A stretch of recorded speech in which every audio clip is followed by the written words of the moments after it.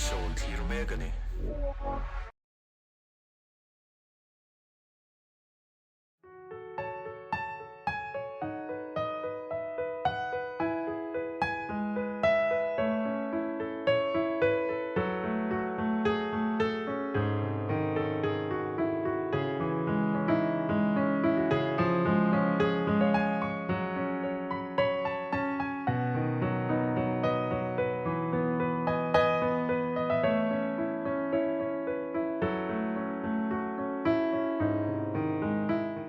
LPS The Friday Show thir tu te chi bai vek ole Jesse moi te kan ni atun tumain in leng du tak mai pu TBC lal that luanga pulal te a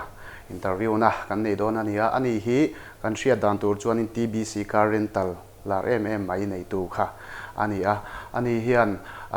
ma chongin har sat na tam tak paltlangin kong hren zuarte tin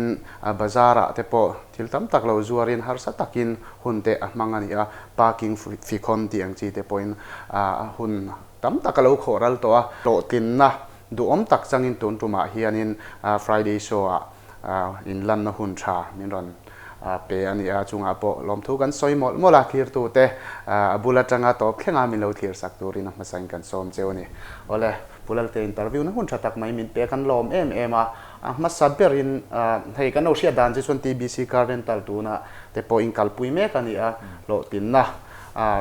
nasa tak tu na hin in chang chome ti te kan lo sia kan nom pui cheu ma saberin hei I chan china hen ngai nom tam tak om ni te kan lo sia ma saberin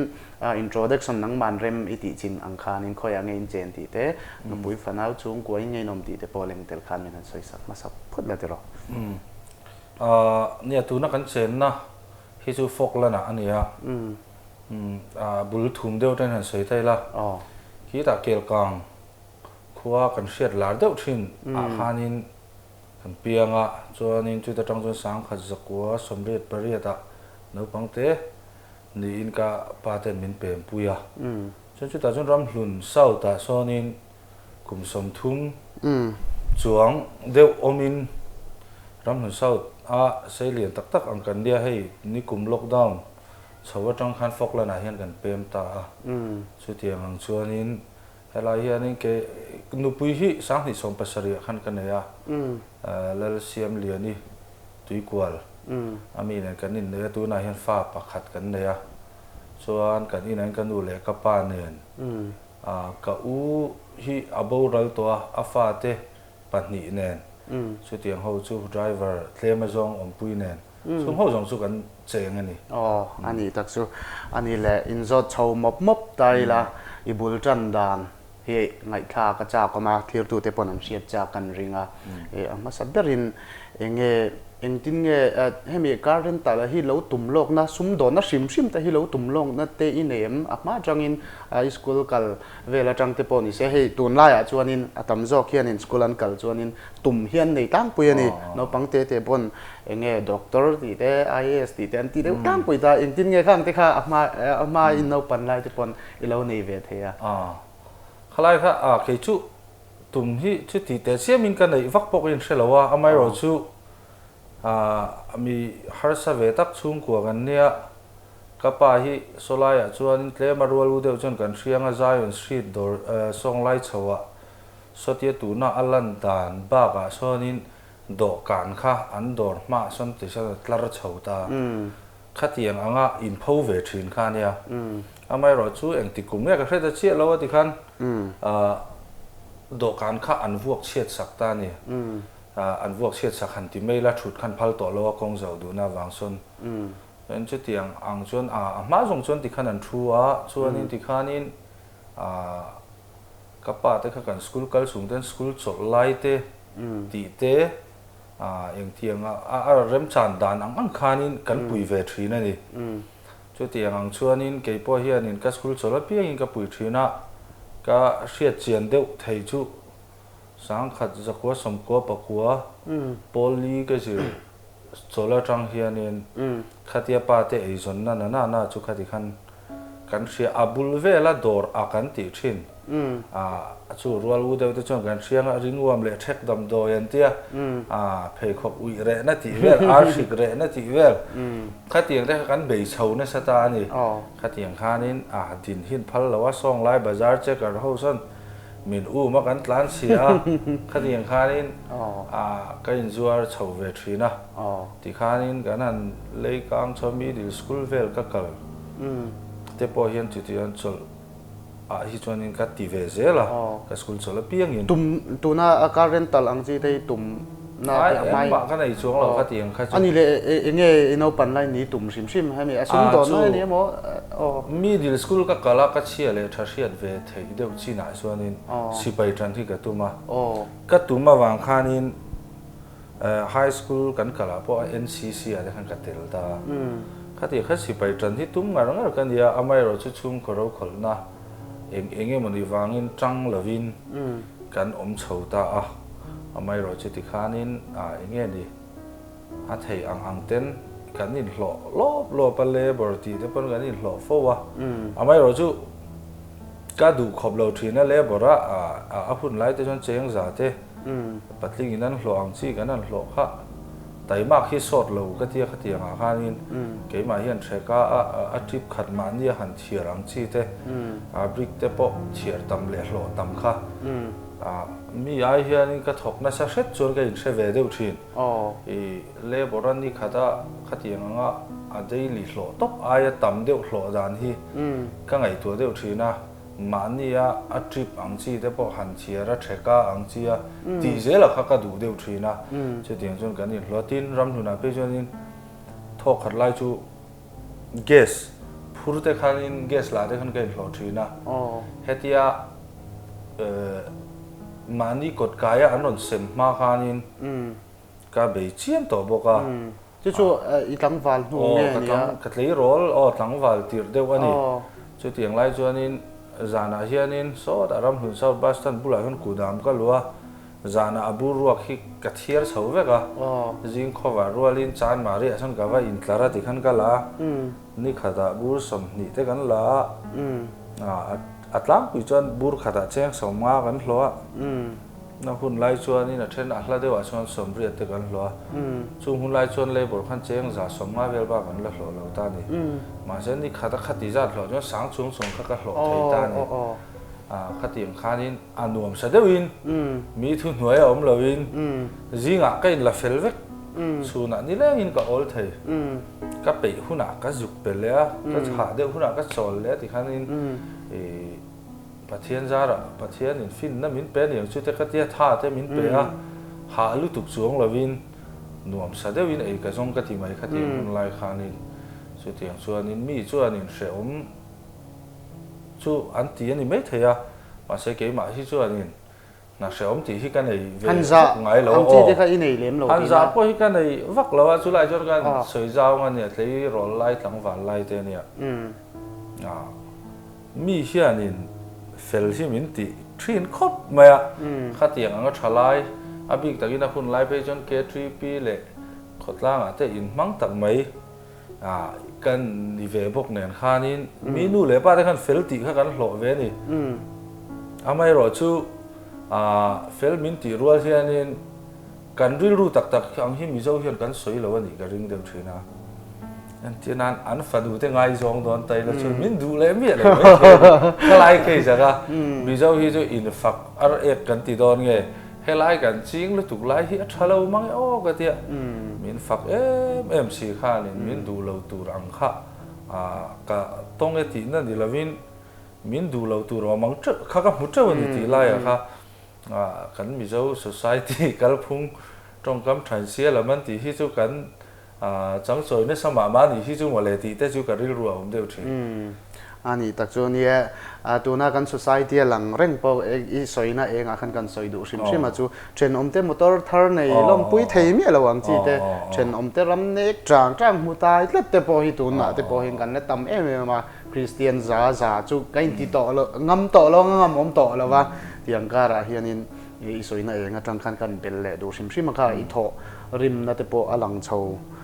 em ta tuna hianin kan zo le du che chu enge pan lai nge ni ai ke ro lai ka she chiang chi alawa in chan tin kan lo zir danin bazar vela kong shen zuara han in lop ang chi te po kha in ei ni ten kan lo ria kha adik reng em chu kanau pan lai chho ni china ka soyang deu hlek khanin ko chawa tang kha chuanin thil a hun lai zir khanin lai tar chenga a zuar chuak tu hei tu na lai tar kan man tlang lon zuar chuak tu hi kan ni in ka in she dewa kan ni lo pon a ji nga mi chu kan anga a chan chu hei hi song lai a bazar tu la kan la she phalo mem ka she lo she pha chu kan omang khalaya bazar tu ra pen zuar vel om khang ho khanin a hun lai chuanin cheng som vek an thian ni pakhat khama se ke chuanin cheng ngai ga zuar ta ti khanin khang ho ta khan min vom dar sak vera ti khanin min ma se ke ni jon tlom den kan zuara khalai khan bom khadaim som nga oma ni khada khan bom som thum som li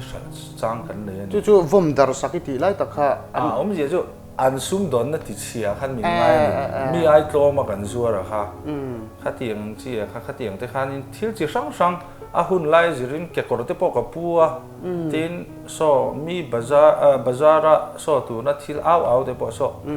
a kapa te po ni thawa tin ti khan ke po ka awa en tin nan ni khada cheng zanga au lo tum te le then ka chu ka hral tama I hral tam chon hak khata cheng som nga kan hral za ta zira kan hlo na te khatiang ang khan thil sang kha kan ti thina ni I khalai a kong sen ti lai tak ni chuang lovin thil sang a kha ka chola piang hi chuanin kan all ve man me lo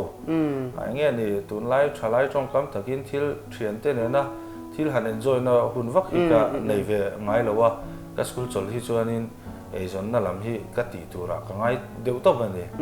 chu tiang an chuanin kan kal chho thina tin nei school se zon an in thla ka an in thla chowa December te kan han kal tlang ta ka phei ka chuanin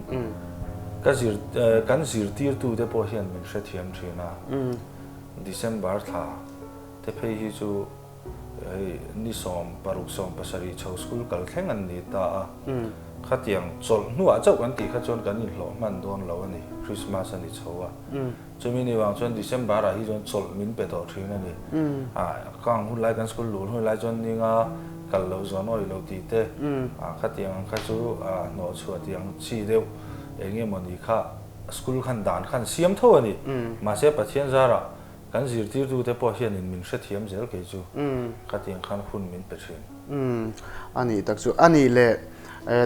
kan riat le cha ka chu karin tal kan lu ma in nangma bi ka conductor hi somi ramlun sauta sonin ini ti te kan lo sia a hun lai khanin enge parking fee vel te po kha ikhon lob ti vel te kan lo sia kha ni tak takem enge conductor ni chung si khan hei mi zo a chon na nuai zok le asang zok ti hi kan enda na hi adang riau zela ni china isoi alang pakhat boka chu fel he mai ti rual khanin anfa te ngai som tu ratan chun min du mi lo tiang deu khanin enge mo nan nuai le asang hi kan nei thina ni tiang chia te khan conductor ini lai te khan enge mo she om ti na ni mo mi in an deu na che mo enge mo te po kha om ve the ni enge mo har sat na tam tak hi ito kan ringa kalai ve la kha min han soi sak le lok te nia parking fee kha ka khona tin ma sain ram hun south big so ram hun so kan ria tlang puin ka ringa mi hlun deuh chin hi chuanin zaipol tha intisia ka po enge ni thleng sang ber sino dina bot sa ya phe chuanin top 3 la lang zat khatiang chi kha kan ni zaipol conductor so kan nei tha thei khop maya chu tiang lai kara chon kan conductor te rem chan lo an yang chu tiang a chuanin hun rei lo te chung kha chu kan ni ve a tin khati khan bial zaipol a te kumeng zat nge kum ni angvel nin ka sia chu tiang chuan bial zaipol a hianin tum som don ani kum som chungma anin ka sia kum hi ka lo chin che thin lova chu tiang chuanin ka tel ve thina bial zaipol lama te hianin chuanin chung lai ka englo lai chuan IMEM khoi ra hianin conductor tur khanin min non ti ve ta IMEM khoi ra khan rei lo te chung chu kan han ni ve lop pa IMEM kan ti chu International Media Evangelical Ministry ti aron ding tir khanin zaipol khan ne ya chitiang chuanin kan han enge ma chen kha kan ti ve lop boka tin nia parking fee kan han ka khon lai chho kha ania khalaya khani parking fee contribution hi ka tum ngai po ni chung lo wa amai ro chu kan khuami pakhat MLA XMLA thin pusilal ro ta kan sheve kanga ani hiani han khon tewa min tia tin chu hun lai chu anin khotlanga kanin mang ve na sa ama se chung kwa khan ei zon na mu ngal kha chu ni china ka soyang khani kapa ei zon na bera kha khati ang ani ta ka khan ei zon na kan nei mu mal to si lo wa trong moi lo ni lo sela ko san chan pui na hial po kha kan dong ve ni chu tiang khop chuanin thei to ba in mang si kha mi nga ya chuanin thalai klong ol om reng in mang vak ringot I kha dem te po kha then kha chuan min dem in ka ringa amai ro chu kan soile nu le bora in hlo ringot kha chuanin chung ko chom kha in lo man ne hau tak khom me kan englo seng manglawa nu le pa te ti khan thei ang kha asum hu the na ang kha ta chop kha kan dap ve ni me ya chu tiang ang lai har sa ta ka kanom lai chuanin pu ruwa ta chuanin parking fee hi khon ve don te wa min tia chu ta po chuanin tha don nge don lo pui ka hre chung lo wa chuanin ti khanin min han til sakati khanin kan mu ve ta ka kal ni ma saber chon som i ram luna son step chawa ka kal so ka ngai tu thina mi hian min mu set lu to ka ngem le ti te abikin IMEM khanin conductor kan ni ve lai ania ka zaipol member te hianin ka thu ten oi du lo phangem le min mu si tanga ti te khatiang ang ril ru kha ai sual ve ti me ang ke ma ka za na la mai chuanin khalaya ka conductor na ka kai shuai tur te khanin min za lo pha te khalai zo ka kha ke ma sum mi chon pathian zara han she hi ka nei ngai le lo wa ma se khati lai zo ka kha mi sing kan in en dan dik lo thina kha om kha hlau na deu ka nei ya amai ro chu khati khanin kan han khon ta ani khat na kan khona kan khon zo kan khoa poisa kan an shir kha khata tang kha chuanin engen ni ka phur ta deu sot mai ni asan chun ni khata heti zat ka hlo chuan thak khata cheng chu ti zat ka hlo don ti kha ka hu ta ni chu hlo kha lo tha em ma ya khati khan kan an khon chho kha ni tin khon ta I la chuanin hlo zat turang kan an muthat me ni ma bak nga kha ni chi na ka soi fo angin le bora cheng za tu na pe chon hei zanga te lo ni ta zanga hlo chuanin tun lai chana chon eng ma ni lo ta enge ni khop khan ni ringot me ni tho lo chon om lo nga ma se parking fee an khona kha chuanin ti khanin ma bak kha kan nei ve ta ka hlo za tur kha ka ngai tu officer tam tak hlong zat vel hi chu ka hlo thei don ani hi officer te nau hlong hi chu kan hlo ve thei don ani hi ka tia tin trong kam moi lo ni lo sela then khat lo member vel me contract chete te be se ai jon tien ni tin sumalu ta thati ka hlo dei jok don ni ti na lai te kan nei ya ti khanin kan ti chaw ma se khami se om veang reng khop me parking fian khona kha chuan hei tu te po hian trong kam ange ni nam mi zo chi lo te pe min ngai nge ka thiam tu te po me hian min musit deu mi tiel dewa ti me ang tham lo tak tak min trong khu mang chi te kan tong tang me han al ve phat chang hi chu oma amai ro chu ti khanin kan ti chho ve tlaw kum nga vel zet kanin khona chu tiang ang chuanin chumi kain khon lai atanga rental hi ron lang chuak ani ta ni chumi kanin khon lai chon khami kan khon na bul vela hotel te ho khani airport mi lam tu mi thla tu ti vel motor an du thin thu kha kan hreta ni tin chu mi hma le chuanin parking fee kan khona kum khatram zel khani ta i a thla to ber a kum khat to na thla khanin kamu thei manglo thina ni thale khon tur kan huleng thale tangin enge kan ti ta kan ti kha ril ru kha deuh hianin ka om thina ma se chu mi awang chuanin enge zon na dang hit kan tiang o ka tia chu mi hotel vela mi nan ti thin chu ka hreta khami ka hria ta wang chuan ni china ka soyang je khan mi mu si deuh kan ni bok sia mi house mi chuanin nom sak nan lir then ne ya ma se ke hi chuanin motor hi nei ve tai la driver nen ama le ama in tum se a minga motor nei ve ni sim po hi a thalo mo ti na thin lung ka puta ni ta han kan pot chap lok ang chenga khami parking fee khon ang chi te bazara thil zor kwal ang chi kha enge I pu danin a hlok tok in I siam hei hi chu ma ni na engkim ti hi chuanin tai ma taka ti hi chuan engki ma hianin enge ni hau sak thur na chu om lo ma se ma ni to ka nom sak ve na mai ro chu mi hring hi kan ril ru hi dik lo em ya o tam tak nei zel chuanin ma ni phak lo thenga kan o chuanin a hreum me theya chumi ni lowa nun phung pa ngai mi hring nun dik pa ngai hi chuanin har sala lutuk lowa om theina vek hi chu ni thil re a hianin chu ti lai chu ka ngai da na nia eng po hi ti la tai ma taka rinom taka fel taka pathian tri chunga ti na hi chuanin eng ki ma hianin enge ni lo tin na chu om vek ti hi chu ka ngai da na ni ani tak chu chuanin khami te kha ngai dan kha ria ta cha kom ema ani zot le tai la emi TBC car rental tia khan lu chho chan tai la ching khan in ron soi en na khain ron nei zoi mana eng tin nge TBC car rental aron chor chu ana akha han han sai chun zom sak le nga la chu tia nia parking fee kan an khon lai chho kha ni ta chu eng tin nge thale tang kan khonang ti ka ngai tu thina wang khan motor hi nei vela chu mi chuan hau sak wangin nom sak wangin motor an nei ke chuanin chu parking fee khon mi nan musit lu tu kha minga motor nei ve a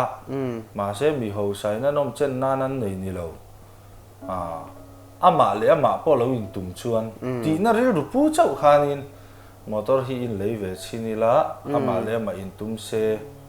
a thamei lo mi ka tia khatia kan ti kha rin nai tak khanin mang du kha ka mu chau ti meang ka lo hre chau ve ta ti khanin motor kha kan lak bel vele ta zela lon ten a lo lak theya atira tak phei chuanin poisa kha kan nga chung lo wa noi nga vel ba kha kan nei ka hrelo kan nei ka hrelo khata khanin motor pani lai halonin kan la ni noi nga lek khanin chen chu ta tang chung kan in tran chho ta ti khan ke chon parking fee kala khon reng thawa chu mi chung chuan chu mi chung kala khon reng thaw driver ka nei a kha ti khan kan in tin ka amala wa kan peng le lo parking fee hi ka ti hlok ka ti ve nga ma ka chan chu amma jon tu ma na in chu ngai lo ni fak ngai lo ni an khon mai me ni chuanin ke hi ka mu tan tir khanin som mi chan mari area so chal tlang ami nu hian a lo muwa chu chal tlang nu chu ka pi ang jang nge thak dai hlo thin ka tia cheng sang thum vel kha dong thina ni chuanin cheng sang thum vel la dong thina ma se ke ma kon khanin sing sari riat dei kha ka hlo ta ni thakata chu awm je chu mi khan an ti ve lo wa ke chon ka khon tak taka helai a khon tu level a khan an lo e na sa ti na ni ta ni ma se ke chon ka valu ta ke ma mai ka ni lo wa ka pa te pon an khona ka u te pon an khona ti khan kan khon tlang ta kan hlok ta ni kha ti zat ka kha mi ka hriat che khanin nakuma chon mu to lo mai la ni ka tia akum le ten da ron chua le po khanin hela area hi khoi kalau leyang cheng sing khatin kalau peng cheu ka ti ta ti khan ka khon saka sang ni som pathuma tak phei ka chuanin chan mari tanga zar school pi kon thleng teu thoson chan lo lai kha ka nei zeu zeu chau ni ka ni khat ba kha aba kha ka khon 5 wa ni chu ti ang chuanin mi ta kha ka mu to lo nuwa po ka lei ta zela ni khatiang ang khanin kan beya chu ta tanga han ti chawa chu kan nia chu lai a chuan an lut le tai la a rentala kan ti chho da na chuani khatia motor pani khat le kan ne ya khanin kan in dai lo chho mal ta me a chuanin rental nuaya te khan kan vai in ziak lut ve ta ma sela ti khan kan poisa ha min pek thei mang lo ang kha an nuaya kan vatla na abi la kha an kuta oma chuanin lak thei lo kha kan nei ta nual me ni khami ni wang khana boi thak kha ka ti khop maya ke ni chu ti lon rul chok nen chuanin chu nei ve dan hi ngai tu ngai ani hi ka ti ta tin ka rental sim hi han soi zawi la tun sarkar ni lo MNF sarkar masak jok sang kha jok wa songkor pariat vela ko chho sang ni chho vela nianga khalaya khanin MNF sarkar motora privatize wa khan sarkar han motor nei mang to lo ni chen khata khan automatic in rental kharan piang ani chu sarkar po khan in dem tur po ni chuang lawa automatic in private car ho kha hire thin ta ni chu ta chon transport khan license alo pe ve nuala pathum pali vel ani mai thaya khang ho kha license alo pe a chuanin khati khan an lo ti ve nok ta ase eng ma kal phung mu mal om lo rules om lo private motor hi dik tak chon hire thiang ani lawa ma se an ni chon private motor kha mi zo rawa chon kan mang ta dan lo angina local ti na ni chu ke ina bulkan tran ve tu ra kha an ni po kha an license a thi vek to chon ke khanin kan deal ve tur kha dan thar khan lo duang ta si ni chu license kha kan nei thei lo re ta ma se la an ni kha chu mi hriat lar sa to rental lo am sa to kha chu ani an license thi to mang khanin an kalpui reng an ran reng khalaya khan ti nan tur kha kan zong kan ti thei lo motor khan nei tamangai sia amai ro chu ke man ti khanin lo na kan lak kha chung hun lai phi chung panga vel je ta kha kan nei to tin ke mana kan lak pui then khat te nen khanin kan an ti khan som kha kan chuang ta ni ke mana ka ti pui la ve ro ka ti ang chi le lon kan ti pui ang chi then khata kha chuanin claim te pa ni thum lek kan zon bel khanin min ron zom tu nom khan som panga kha kan nei tling chho thei ta me a chang chu ta chuanin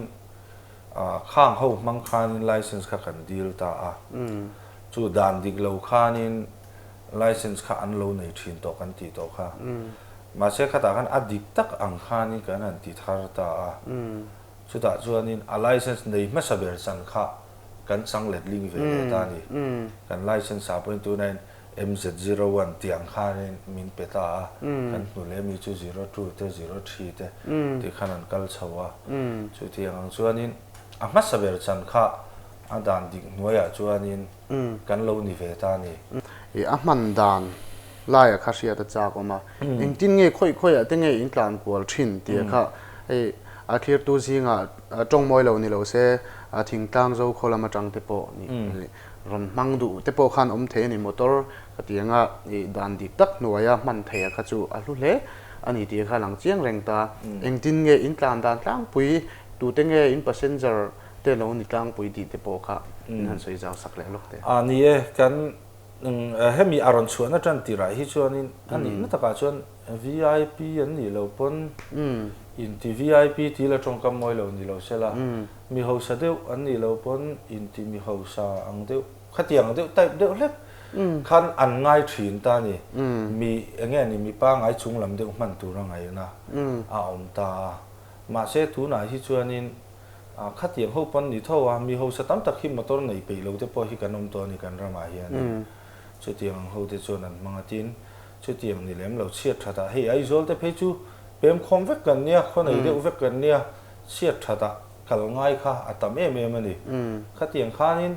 atu tan po hian man the nia sumo kan ti te bus kan ti te hen ho nen hian are thi chuti na in thlau bik chuang lo wa ke ni rental ngat phei chu sarkar ret ai to hian kan tlan ve ngai lo ani hei commercial vehicle dang hi chu kan hek na ni lo sela tong kam moi lo ni lo sela chu mi ret ai to in hei social media pok kan mu hi ai to in tlan na chuti khati ti vek mai hian ya ke ni chu ret ai to in kan tlan ngai lo are ta tang sarkar re ta tang hian in kan discount ma jok thin de wani chu tiang chu ai to lampang hi chu kan em lo sim chu tiang vel chu ni amman ke tuna hi chu anin tun lai kho vela chon phone vek ani abu khi anon phone an mamo na huna kan va pick up an kot ka ya nge tin rent ti hi om sia taka chon ho kha ni ma ya en tinan kan transport lam ho tu pa sona soi fia thiam mi ka ti thina mi chempui va ho I pek let le ngai tiang de let khanin ke ni min man da nai chuanin an kot kaya tanga an ina da le khami ang tur a kilometer kan lak da na po hi kan chuat tia tang kan ho le thleng kilometer kha la kania chu tiang chuan amman da na kha chuanin atu te pon phone call khanin aron book mai theya kho chung duty po theya zin po theya atu chuanin hei mani loka po khanin election thila Hyderabad te po kan kala ni by road in khata te po kan kala khoi lai po kha kan kal thei vek an man du na pianga khanin kal thei lo na kan nei lem lo ve ti khan ni deuh mai ani tak chu ani le tuna hian motor hi nangma ni currental nuai hian in engzat ngai in register ti kha ria ta cha khom reu mai chu tak chu tun lai tak hian in sarkar hian in nearly CCM fel turin min te kala CM fel hlei thei lawa tuna active keima TBC currental nuaya active sim hi ka zia chhuat thuak ringot hian in somli le paria chu an ni chiang mai chu mi lo po chu an laum teu ka ringa a than chu sang ni le som panga ve la tang khan voi tam tak hi private motor hi hemi rentala le hi kan nei to ni khang ho kan va contact lu tuk to si lo chung hun lai chuanin antinan mi tu ine mo motor aneya kan hnuai aron in ziak lu to aron tia kha private motor kha commercial kan le sakta ni chu mi chu voi tam tak voi som chuang sang ni som panga nulama tang khan khatiang convert kha achang chon panga te achang chon som te som panga som ni tleng pon voi khata convert kha kan nei ani ma se chung chu then kha chu sala private le to te no ma rin thu chu ni tu nai chu som sari som riat vel tal hi chu kan la om karing ke mani hoi hian tam to hle mai to ro ani le ta khanin riat chian kan chak le chu clear tu te pon riat chian an cha kan ringa tuna hian in a car rental ti kha kan uar lutuka two wheeler bi ka kha engtin nge in kalpui vem ti lai kha riat ta cha khom riau mai nia two wheeler hi ni kum khan license kan muthar ve le mi panga sarkarin ape two wheeler rental kha min pe thara mi panga chung singa chung kan tel ve le hlawa chu tu na hian two wheeler ri som panga kan kola chu aman dan tu rai chon self drive ania antinan hei tun lai bo mang tu tam tak hi chuanin an tlan lo ni te hian an hire mai thina khatiang chi te tin chu mi lowa thing tlang atangin tin ke po hianin antinan mai champhai a jin don taila kahan kalanga sumo ine mo yangine mo kha jinanga kan khen nuwa mani ta angani ni thum kan cham chunga han kol tur ang om kha thadon khom mai ka ti ke pen kam han hre ka ring lo chu ti ang de lek chuanin khoi lai atanga ronjin aizola office door lock tur nei tan po khata khan mani ta ang pan mai thei khanin kan lo ru man top ta ni man mana hian petrol ro chu an mani mang tu ten an in tum ta chen man man kha ni khata cheng zaruk tiang chi te nia amai ro chu zan ria ka an man hian cheng sang khat te nia ma se chu tiang a pe chuanin tlema nge ni mirin tlak le englo chu khatiang chu an man rei pe chuanin kan discount ve ni khatiang ang khanin ni khata zaruk han choi kha entinan rei deu ni som thum te ma kha top ten manang chuanin alo na ve deu mai theya ma sen ni khathan man me a chuanin ke ma pe mang tu ra in chani la na ka ti pui lem lova thil poi mo asan chu two wheeler taxi te mo enge mo ni hi commercial vehicle hian mang tai la a sen so tam zia ka ngai to hian mun thum kal du chuanin cheng sang hi akal le ni hi taxi te po han man don hian khangai chuanin mani na kol the mani thu thu ti the kha a tha em hi a fuang reng khop maya sarkar po hian a ti fu tak ani po ka ring ana kin ai zela po hianin heten kan lakal chhawnga kan la nei tam tel tu ra po kan ngai two wheeler po hi ani tak chu beng var thak the hle me car biga khanin in kalkual na turanga khanin entinan athingkang te athingkang mi kaloni ta ni I ron man te ka du ta ni tianga khanin ka hire ta chung te han tlo koi du ang chi te poka nei the ani tiang chi te khanin enge abuai thakim tiang chi te driver te khan rin ngamem tiang chi te zona kha te min tam deuh mai thea entinan alo bera van đuôi thác takin lo accident pal tai la khatiang chi te kan ham thatna te omem ti thleng te po khan zona kha tam de ya tuna zona nun hung ber kha chang ma satai la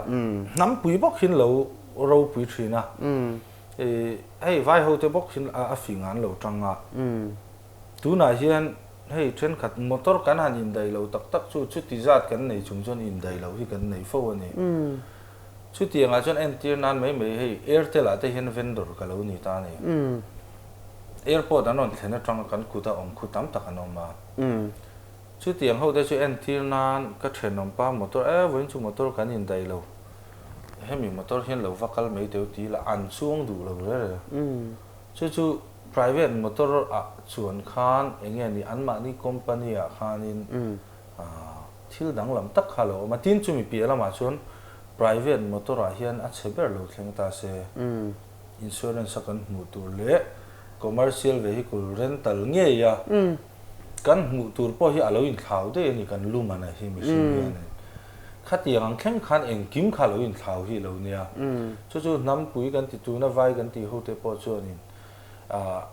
khati ang ke mani rental khera chuan hi an du ani tin soi chi nge chi lo ka chi lo man nia president candidate ronkal zok te po khan private a chung du lo sarkar motor a chung du lo ke mani rental khera non ma khatiang ang chi kha rental kher khan du thina ni enge moni pal thleng se ti zong hi ngai to na chang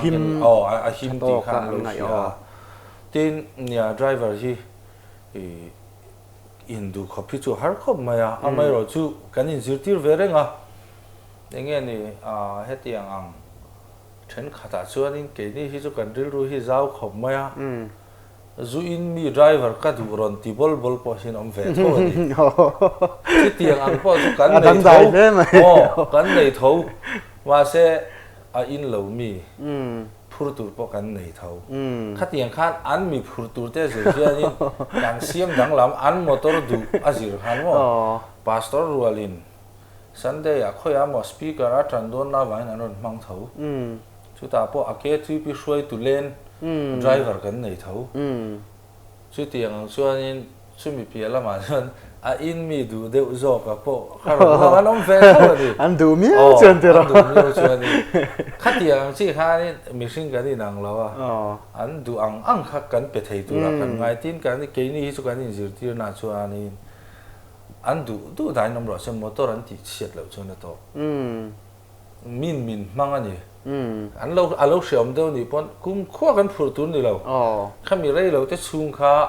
an du angin om oh nuam sata kan om ve theina an tur om ve kha theina tur kha oh chu wang chuanin zan re ani emo an tin an then khat pe chon mut fu lo chon lo ni nong ve deuh mai theya khoi lai World Bank road emonia mi zu in mi roadside an ti ang deuh mai nga te po kha then khat chuanin an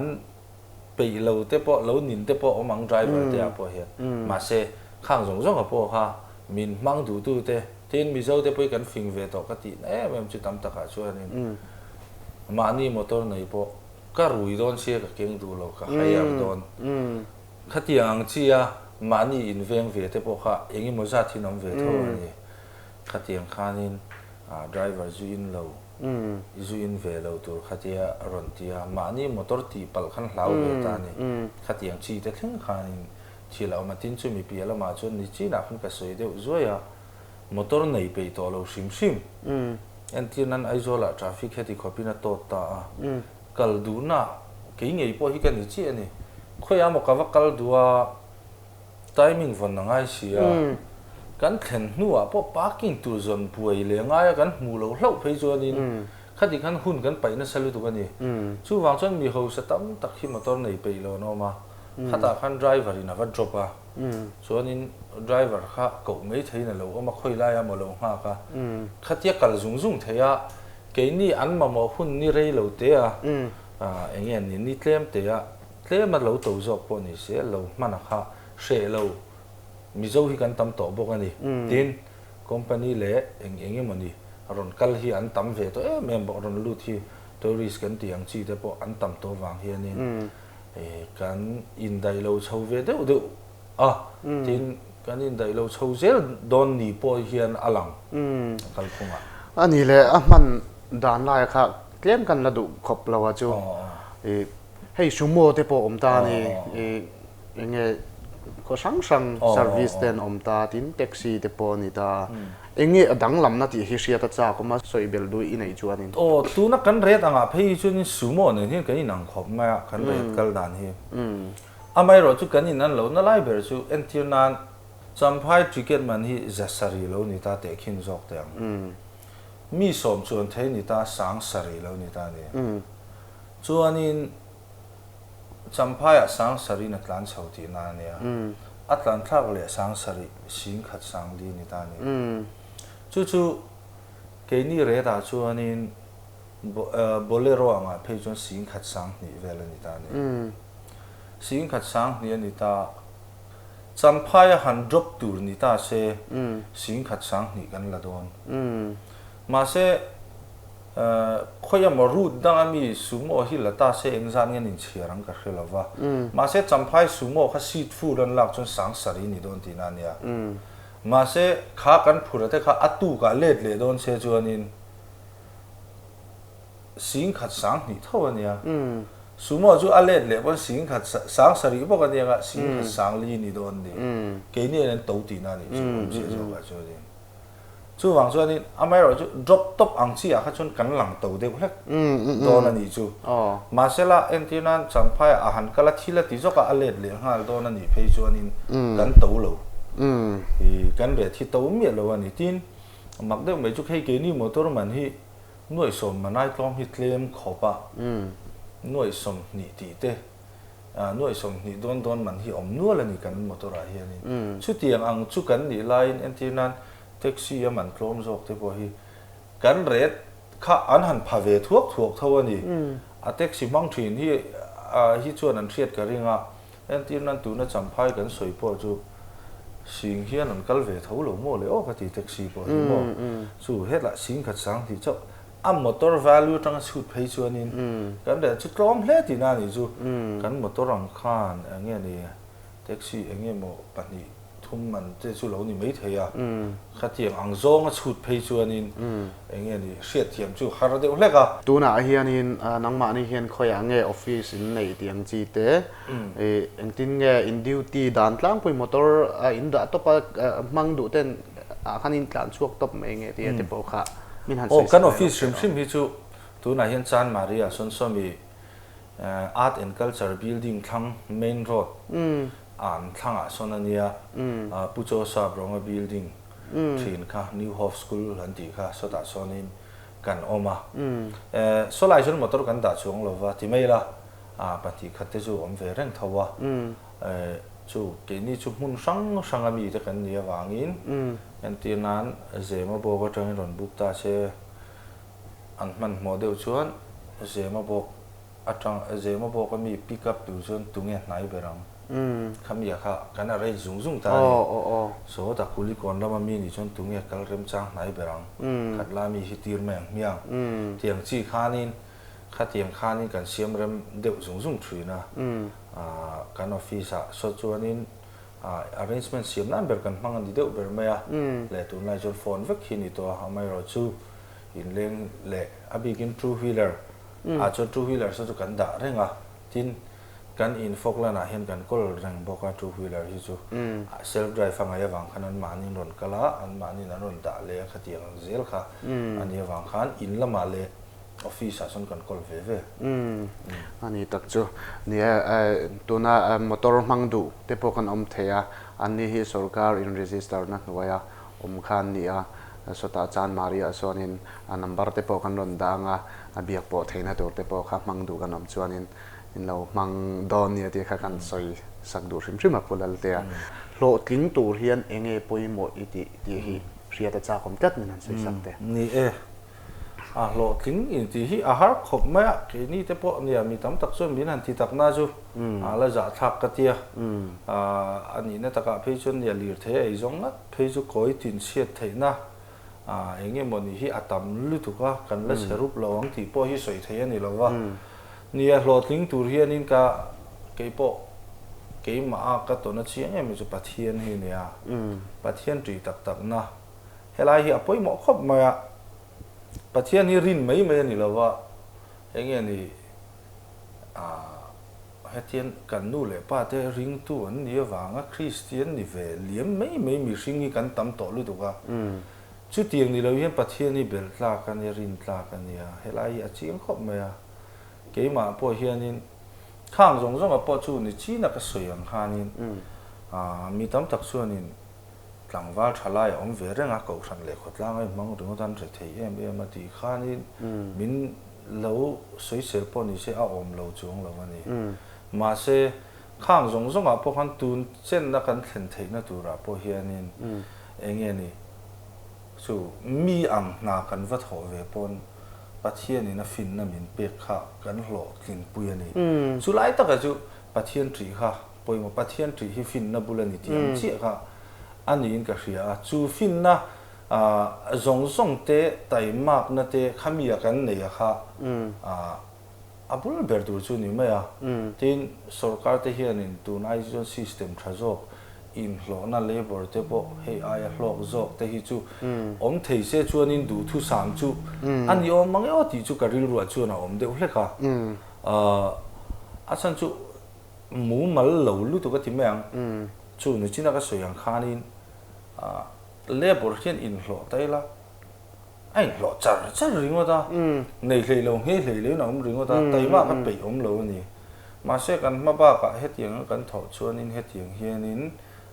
kan sum kan mu ve do na tiang chia ma son theina tur ang tura ruwa man na entinan labor rate hetian ni khat rate ni ringot ni lo hian adar kar angine mote le an tho tam chuan hlo nem ve thei tura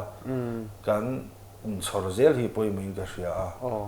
tin ka ngai poi mo te pakhata chu hei Mizoram a chuanin chu bazar lama te kan lo tal tam thang ta ni chu hun lai phe chu cheng zanga zaruk vela tu te mo an nau te amo le ani chung lo dor ha te sang ni thum hloin tam ani khatiang ringot tur ani lo mi hian kan mi ho sa te an sual mangi o khati thin ani anei tu pa tel lovin khapa khana ran de vek thei to khop ang chi mi an chor nge fel to hian oma khatiang ang ho te hlo an pe che thei lu tu ki en tinan katel mi lovin mi pa e lo zong thei vek to khatiang ang kong sang kha khatiang anga katel lo ti thei khoba om to kha chuanin hlo thata ka in chor ve mai om tiang chi kha chu kan system fel lo lu tu ki oh driver pon ni thowa driver lo po hi a pe sang na sa kha nin ke se ve de le ka chu tiang ang chuanin engen ni a pe sang a ti ra chuanin sang thum li vel an hlo lai ne ka ti tir khan sang nga ka pe a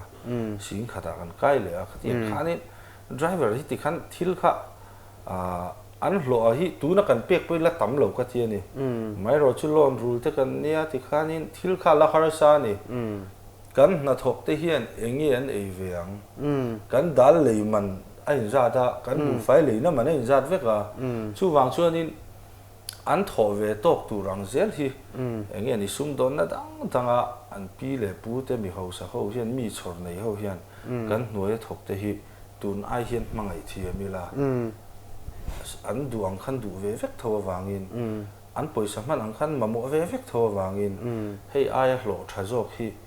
kanin pek ve hi chu angai hlom to ni kong sang sang a hianin ti ka ril ruwa dan dewania ka soi fu chia lo mai thei zo na nen chuanin khatiang kha ka ve e ma ka soi chu ka ni chu kan peklem thei lu tu lai hi mo hei beng var thak thei khop me hun ne thil ti thin kan nia wangin a top lam nai dai la enge mo han kanin zo mai ne mo han soi du big riu te po ve the nia toy fel deu te po min han soi sak le la kan hun kan du tak don nia ni e kan soi du hi chu soi du ri chu tam mai a ei zon na ko ate hei ke ni te po hei helai a voi nia hun kan mang te po hi heti ang te po hi mi bi te chan tu ra kan ngai kha pathianin nang ni kal tlangin heti hianin kan han thu ve kan an in kom ve thei te po hi lom thu te po kan soi let ni ta sela karil ru be ra chuanin engki ma hianin pathian tri la pathian tri tak tak na nen hi chuanin chu ni china kan soyang chia khanin fin na te tai mak na te resel na zong zong hi pathian khuta om fe kania amai ro chu kan drama hianin thil hi adik lo tam to em awangin heta hianin thil dik hi tun lai chon thil lan alang tlang vek to a chu wang chuanin thil dik tak hianin ti tu mila kutling lo wa sum la kan tiang chi zong zong te tin thil re re chu a hlok lu tuk chona dik lo ti na ni phot me a kha a hlok lu tuk chana te kha enge ti a kha chumi chu zuk hrefi tu ra fin na kan nei te kha poi mo ni chulai chu thil thalo kan tiang zong a hi ti lovila pathian tri tak tak na nen chon pathian in mal min so mang ti hi karin dan bur ania chung te chu ni phot mai te se alom om hle mai ne atuna pulal te soi ang khanin tai mataka tho apoi mo zia te pathian tri chunga kan tho chuanin hlotin na hi khoi hmuna po omani tia kha thir tu ten kan hriat non le kha poi mo em in kan hria tin na hianin ate le sang hi lo om lo ani te po bazara in hlo te tin parking fee khon thin har sana tam tak chu anei don ti hi soilan lo te po tamanga nuai nung zo kanga kan lo ngai thin tiang chi te ni si khanin tu na tbc ka rental hong luain tu na hianin hlotin na chang chome ka tiang deuh khanin kan khen china hianin tu te po hi thlir tu te hlotin na khoya po kan taimak chona a omani tia kha kan hriat non le kha anga in kan hriat pulal te in kom na hun thatak mai min pe a chung alom thu kan soi mola in kal le zel na tur friday so ti chun tu sak na sang ber kan hlan cheo ke ni po kan lom lu tu ke